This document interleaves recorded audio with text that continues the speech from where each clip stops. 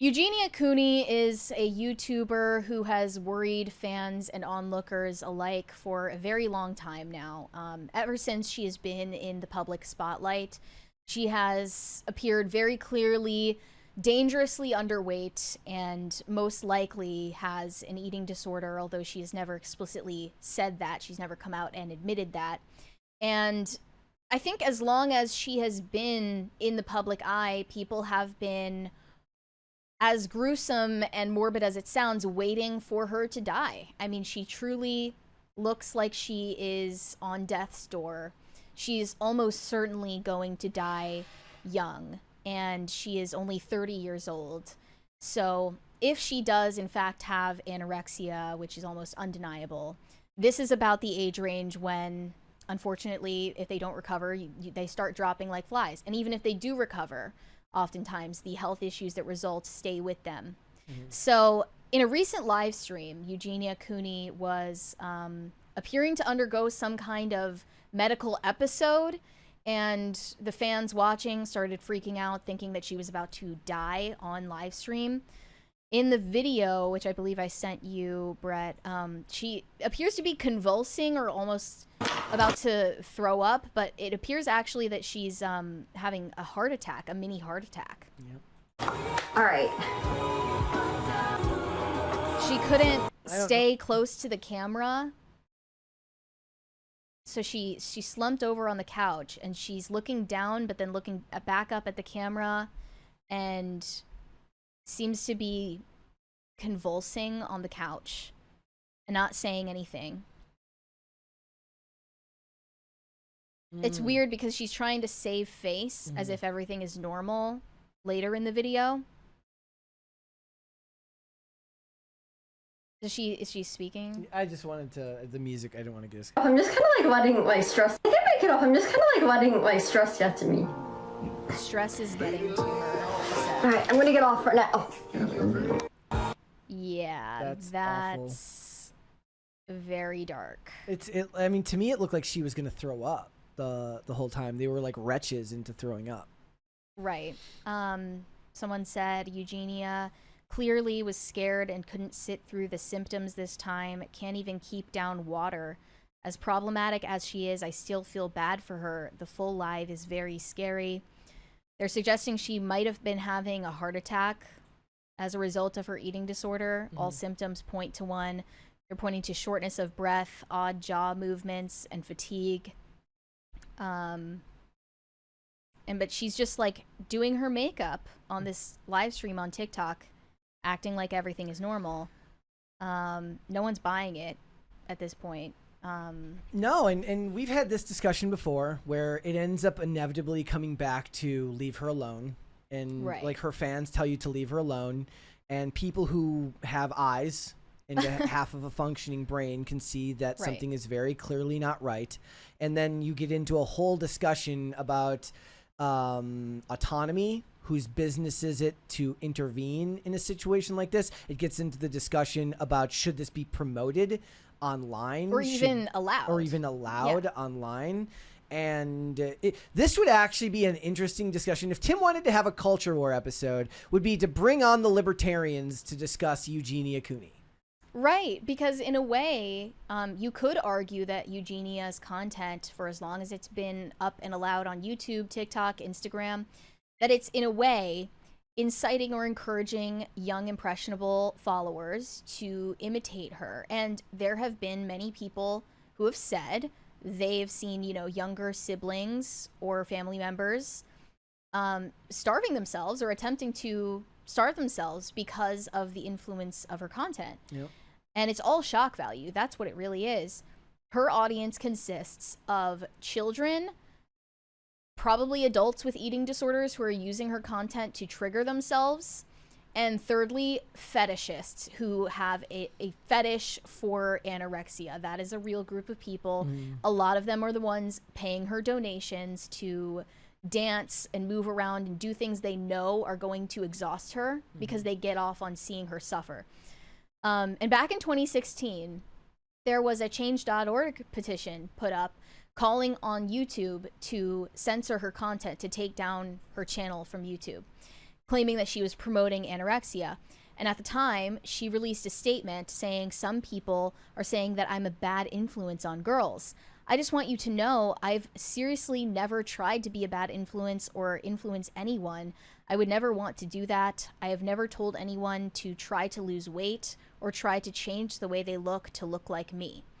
But it doesn't really matter what you're trying to do at that point, because the reality is, you know, that is the influence you're having. And people will have the same discussion about body positivity and somebody who is overweight or aggressively obese and overweight, and saying, I don't promote this to people. All I promote is my message of positivity. But the question is, what is the side effect of that? And ironically, the result of that petition was that her YouTube channel stayed up and the petition got banned. Yep. So people were censored from even talking about the very clear and obvious health crisis she's in, but she was allowed to stay unmarred on YouTube and not even have her content age restricted. And then in early 2019, she took a break from social media to seek treatment. That was because her friend group in real life called a 5150 on her, and she got involuntarily committed and put into a 72-hour hold that resulted in her getting put into a long-term recovery center in Connecticut, and then she went back to LA after 1 month. And of course, you know, you got forced into treatment and go home and you just go back to the same old ways of self-destruction you were accustomed to before. There was no intention of those changes actually lasting. I feel horrible for her. Like the road ahead, if you're going to get healthy, is so unbelievably difficult. There's no road ahead. There's no road ahead. Because even if she decides to try to recover now, she's still going to die young. That's almost guaranteed. You don't think that if she caught it now and she fixed eating habits and got to a normal weight, she wouldn't be I mean, once you're like, her heart is just too damaged from what's happened? Like once you're in your late 20s or if you're in your 30s, certainly, like you're either going to recover and then have a host of other health issues for life that are going to lead to you dying young, or your body just isn't going to know how to process it, and you will probably just die anyway. So she there's no path forward for her, sadly, and I do feel bad for her. I also understand why people are mad at her, because she's denied responsibility for the influence she has. But at a certain point, do you even have the cognitive ability to understand that? I mean, that's what they were talking about in this like thread on here. It was like, I don't even know if she has the cognitive ability to understand what she's promoting to the world. Yeah, someone commented, Trump supporters shouldn't get sympathy. They're claiming that Eugenia Cooney is a Trump supporter because she made a TikTok after Trump lifted the TikTok ban, thanking him for protecting TikTok. Ironically, she should be banned on TikTok, but she's allowed on there because they want kids to be fed content like hers. And then they said, do you think she even has the capacity to understand what being a Trump supporter means? She can barely remember what makeup step is next, much less anything going on in the world. She's repeating what she hears from Jeffree Star and her mom. I did kind of laugh at, like, I was like, what? Why is Jeffree Star at the Spider-Man No Way Home premiere? They invite influencers to those things all the time. But yeah, Jeffree Star has kind of tried to be a friend to her and invited her to events and stuff like that. She probably doesn't get out much. All she does is, like, she just goes to Disney and she just, you know, plays dress up in her room and live streams and gets donations from people who are more sick in the head than she is. It's sad. That's the extent of it. And her mom is an enabler too. Yeah. Does she live with her mom? Okay. Yeah, like somebody in the chat earlier asked, like, where is her mom? They're like, she's in her 30s. Like, yeah, she's been an adult this entire time, but she lives with her mom, and her mom benefits financially from her having this audience that is sick and obsessed with her, and basically enables the whole thing. So it's sad. Yeah, I mean, the question is, like, should social media platforms take action to censor this? What do you think?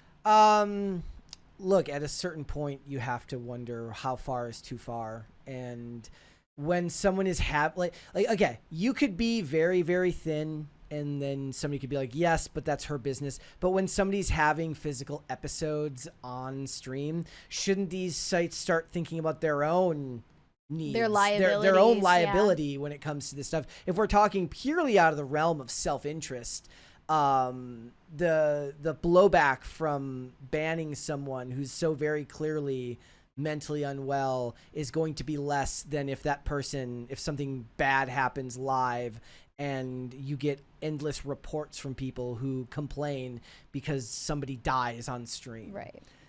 Speaking from a business perspective, not even from the moral one, like, you're running a greater and greater risk every day. And given the size of YouTube, like 2 million subscribers is a lot, but is that the type of money that's going to make the lawsuits that could come from this worth it? I don't think so.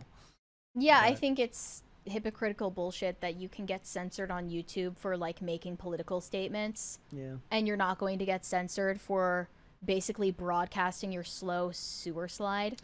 You would get more likely to be censored for saying the word sewer slide or unalive than you're likely to get censored for what she's doing. But I do think, even though that's a double standard, she should probably be censored. I think she should be, because most of her audience is either people who want her dead or people who are watching her in order to encourage their own self-destruction. So okay, it's basically incitement to self-harm. Thanks for watching. Listen to full episodes of Pop Culture Crisis on Spotify. Keep up with us on social media and make sure you subscribe and ring that bell so you never miss the show. Bye, guys.